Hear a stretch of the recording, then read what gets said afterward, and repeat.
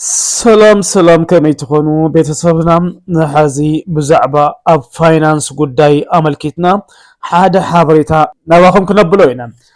ኣብ ዓለምና ብሉፅ ናይ ፋይናንስ ተመክሮ ማለት እውን ብመንፅር በዝሒ ገንዘብ ቴክኖሎጂ ድሕንነትን ቅልጣፈን ዘለወን 4 ሃገራት ክንነግረኩም ኢና።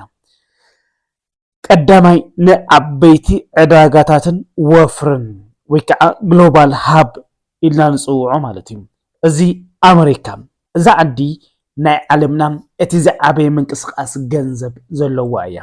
ዕዳጋታት ኣክስዮን ኣለዋ እዮም። እዚኦም ድማ መዐቀኒ ናይ ዓለም ቁጠባ ተባሂሎም እዮም ዝፍለጡ። ቤተሰብና በዝሒ ገንዘብን ዕድላትን እንትደሊኹም ኒውዮርክ ቀዳመይቲ እያ እሞ ተጠቕሙላ። ካልኣይ እንግሊዝ ወይ ከዓ ለንደን እዩ። ዓበይቲ ዕዳጋታትን ወፍርን ወይ ከዓ ግሎባል ሃብ ኢልና ንፅውዖ ካልአይቲ ካብ ኣሜሪካ ቀፂላ ዓዲ እንግሊዝ እያ። ንነዊሕ ዘመናት ናይ ዓለምና ናይ ፋይናንስ ማእከል ኮይና እያ ፀኒሓ። በተለይ ኣብ መሸጣ ሸርፊ ወፃኢ ማለት ፎሬክስ ትሬዲንግ ብዓለም ለኸ ደረጃ መራሒት ዓዲ እያ። ስለዚ እዚአን ክልቲአን ኣብ ቅድሚት ዝፅርሓ እየን። እዚአን ብምንታይ እየን ኣብ ቅድሚት ኣቐሚጥናየን ዘለና? ተኸታተልትና ብምንታይ ኢና እዚአን ክልቲአን ኣብ ቅድሚት ኣቐሚጥናየን ዘለና? ሕዚ ብመንፅር በዝሒ ገንዘብ ወይ ድማ ዓበይቲ ዕዳጋታትን ወፍርን ዘገልግሉ ወይ ከዓ ግሎባል ሃብ ኮይኖም ንብዙሕ ስራሕቲ ከም ቀንዲ መንቀሳቀሲ ኮይኖም ከገልግሉ ዝኽእሉ ዓድታት እዞም ክልተ ዓድታት እዮም፣ እንግሊዝን ኣሜሪካን። ብቴክኖሎጂ ከምኡ ድማ ብዲጂታል ባንኪንግ እንተሪእና ድማ ቻይና እያ።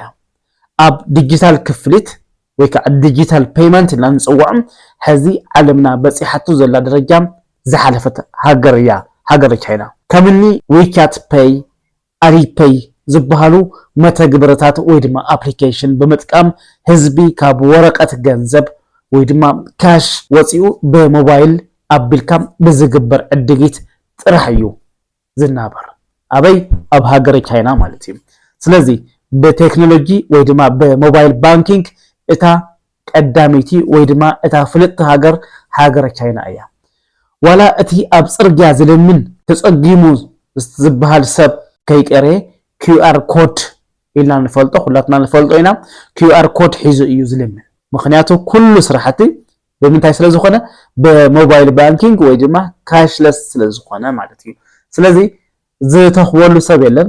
ምክንያቱ ብቅርሺ ኣብ ጅብኡ ሒዙ ዝንቀሳቀስ ሰብ ኣይትረክብን። እንታይ ደኣ ክገብር ኣለዎ? ሓደ ለማኒ QR ኮድ ሒዙ ዝልምን ማለት እዩ። ብጣዕሚ ዝገርም ክንደይ ዝኣክል ዝዓበየ ሃገር ምዃኑ እዩ ዘመላኽተካ ብቴክኖሎጂ ወይ ድማ ብሞባይል ባንኪንግ ማለት እዩ። እዚ ሓቂ እዩ። ባይዘወ QR ኮድ ሒዙ ዝልምን ክብለኩም ከለኹ ንምግናን ኣይኮነን። እዚ ሓቂ ኢትስ ትሩ ምንም ክስታይ የብሉ ሓቂ እዩ።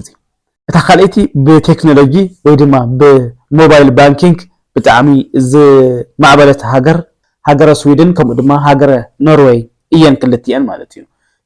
እዚኣተን ዳርጋ ካብ ወረቀት ገንዘብ ነፃ ዝኾነ ማሕበረሰብ ወይ ካሽለስ ሶሳይቲ ዘለወን ዓድታት እየን።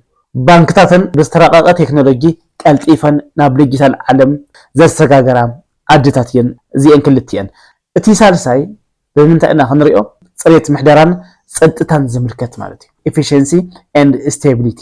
ኣብዚ መንያን ኣብ ቅድሚት ትፅዋዕ ሃገር ሲንጋፖር እያ ብኤፊሽንሲ ኤንድ ስቴቢሊቲ ወይ ድማ ፅሬት ምሕደራን ፀጥታን ዝምልከት ሃገረ ሲንጋፖር ኣብ ቅድሚት ትፅዋዕ ሃገር እያ።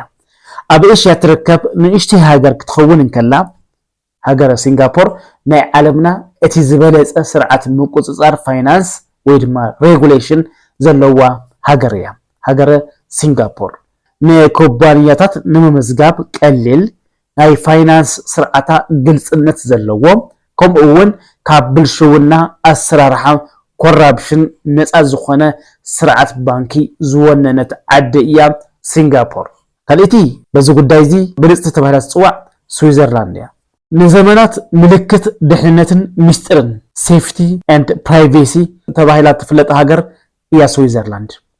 ዓበይቲ ሃፍታማት ዓለም ገንዘቦም ብነፃነት ዘቐምጡላ ሃገር እያ ሃገረ ስዊዘርላንድ። ናይ ኢትዮጵያ ሰብ ሃፍቲ ኣብ ስዊዘርላንድ እዮም ገንዘቦም ዘቐምጡ ተባሂሎም እዮም ዝሕመዩ ምክንያቱ እዛ ሃገር እዚኣ ብሴፍትን ፕራይቬሲን ብጣዕሚ ፍልጥቲ ሃገር እያ ብዙሓት መራሕቲ ገንዘቦም ኣብ ስዊዘርላንድ ኣቐሚጦም ክሞቱ ከለዉ እቲ ገንዘብ ንማንም ኣሕሊፍካ ይወሃብን ኣብ ስዊዘርላንድ ነቲ ሃገር ተመላሽ ዝኸውን ንስዊዘርላንድ ማለት እዩ ወይ ናፍቲ ገንዘብ ዘቐመጠ በዓል ሃፍቲ ዓዲ ኣይኮነትን ትምልሶ ዋላ ምስ ሞተ እውን ወይ ተበይቱ እውን ዝኾነ ይኹን ናይ ፕራይቬሲ ጉዳይ ሴኪርድ እዩ ኣብ ስዊዘርላንድ እዚ ዝኾነ ድማ ዋጋ ገንዘብ ስለ ዘይትቀያየርን ማለት እቲ ባንኪ ዘተኣማምን ስለ ዝኾነን እዩ እቲ ረብዓይ መዐቀኒ ንተበፃሓይነት ፋይናንስ ወይ ድማ ፋይናንሻል ኢንክሉዥን ኢልና ንፅውዖ እዚኣ ኣብ ቅድሚት ትፅዋዕ ሃገር ኬንያ እያ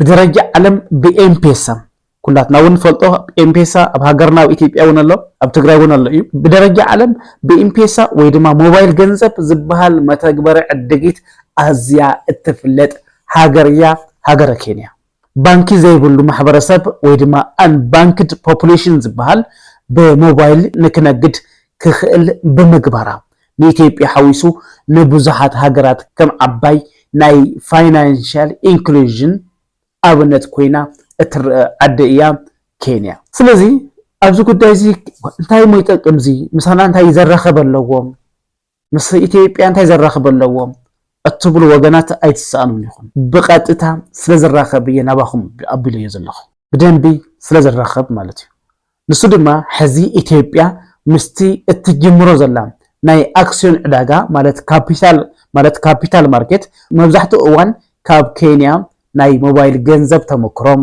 ከምኡውን ካብ እንግሊዝን ሲንጋፖርን ድማ ናይ ሕግን ምሕደራን ስርዓት ተመክሮ ብምውሳድ ክሰርሕ ትፍትን ስለ ዘላ እዩ እቲ ምኽንያት ስለዚ ምስ ኢትዮጵያ እውን ቀጥታ ምትእስሳር ስለ ዘለዎ እየ ናባኹም ኣቢሉ እየ ዘለኹ ብዘን 4 መዐቀንታት ዝፍለጣ ሃገራት እዚአን እየን ዕዳጋ ክትሰርሑ ዕዳጋ ክትገብሩ እትደልዩ ወገናት ሓበሬታ ይጠቕመኩም እዩ ዝብል እምነት ኣለኒ ብቐፃሊ እውን ኣብ ጉዳይ ቴክኖሎጂ ዝምልከት ሓበሬታ ሒዘልኩም ክመፅእ እየ ክሳብ ሽዑ ሰላም ኩኑ